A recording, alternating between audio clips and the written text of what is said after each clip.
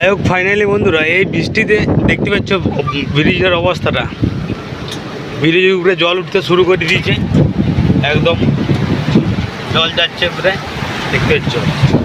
এর আগে আর একটা ব্রিজ আছে, চলো তোমাদেরকে সেটাই দেখাবো। চলো কি অবস্থা হয়ে রয়েছে ওইটা ওখানে কি জানি।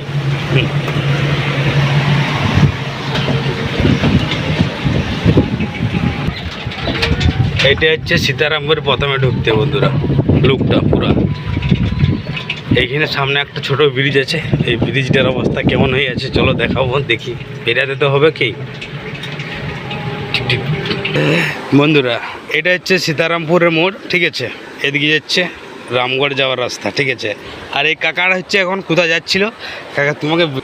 এটা হচ্ছে সীতারামপুরের মোড়, বাঁ দিকে হচ্ছে রামগড়ের রাস্তাটা, ঠিক আছে। আর এই যে এখানে সামনে একটা ছোট ব্রিজ রয়েছে, আর আমরাও যাচ্ছিলাম রামগড় দিকে ভাড়া। এই কাকাটাও এসেছে, ঠিক আছে, ইও পেরাবে। তো কাকা কি মনে হচ্ছে রাস্তাটা পেরানো যাবে না? নাই হ্যাঁ। তো বন্ধুরা তোমরা ভালো করে লক্ষ্য করো সবাই, ঠিক আছে। এই রাস্তাটা হচ্ছে রামগড় যাচ্ছে, ঠিক আছে।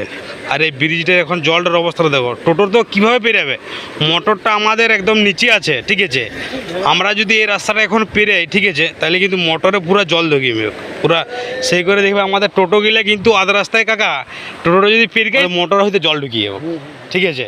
আবার মোটরে জল ঢুকিয়ে গেলে কিন্তু আর গাড়িটা কিন্তু আর কিছু করতে পারবে না, কোনো দিকে যাবে না। মোটরে জল ঢুকবেই, যে অনুপাতে পজিশনে জলটা আছে কিনা, ঠিক আছে, মোটরে জল ঢুকবেই। দেখতে পাচ্ছ বন্ধুরা, আমরা এখন এই মুহূর্তে দাঁড়াইছি যে সীতারামপুরের মোড়ের এই ব্রিজটার এখানটাই, ঠিক আছে।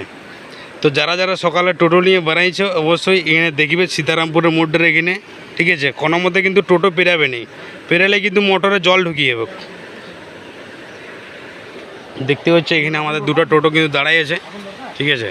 এখানে টোটোটা আমার।